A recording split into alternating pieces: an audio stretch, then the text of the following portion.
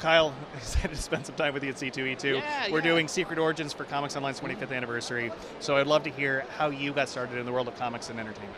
Yeah, well, I have a little bit of a roundabout path because the first comic I ever wrote was actually an issue of Captain America, but how that happened was like a very, very long, multi-year process of making movies, and in particular a thesis film that I made in college called The League, which became the inspiration for Cowl years later.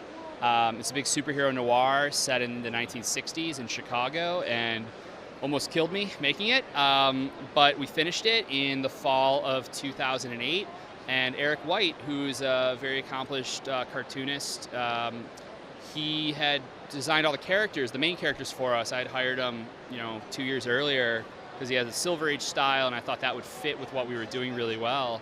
And by the time we finished the movie, he and I had stayed in touch, and he was really impressed by what we had pulled off, and so he offered to do like the coolest thing in the world, and he sent out an email to 200 people, everyone he knew in film, TV, and comics, saying, here's this cool short film.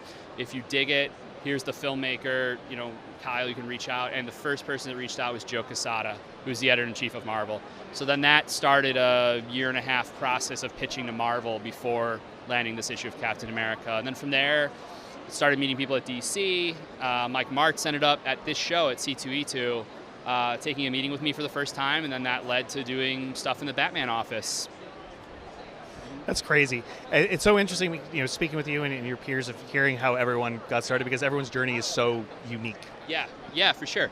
There's no two ways about it, honestly. Yeah, I mean there are two ways. That's everyone has a different path in, basically. Yeah. Well, I want to celebrate the rebuild era with you. Radiant Black obviously is going into a new chapter. Getting to explore post-Catalyst War has been a lot of fun for readers. But I was just curious, I know that a lot of time and effort went into building up your game plan for this next era. Can you share a little bit of sort of the behind the scenes of what you were doing to set the stage?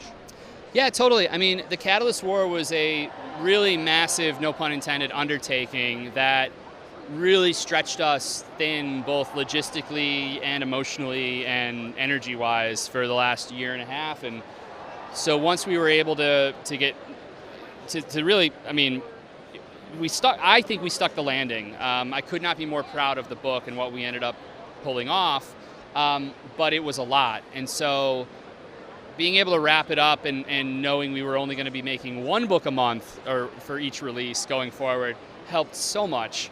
And so we were able to take a beat and like really plan out, here's what, years, 4, 5, 6 look like from issue 30 on.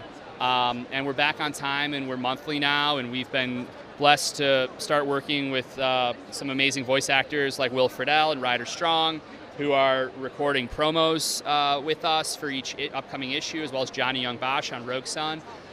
And it really does feel like a new era for the book, while also coming out of everything that we had built for the first 3 years. So it's a new jumping on point, starting with issue 31, the repercussions and ramifications of the Catalyst War, and those first 30 issues can be felt without weighing the book down. I mean, you can jump on cold and you'll get everything you need to know in issue 31.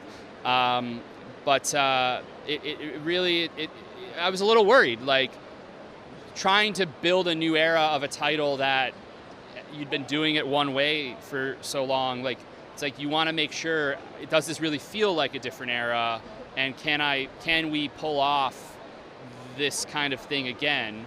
And I think we're on our way. I really do. So my last question to you, obviously there was a vote to get us here. How did it feel knowing that it was so close, that the readers really were torn between these two characters that you created?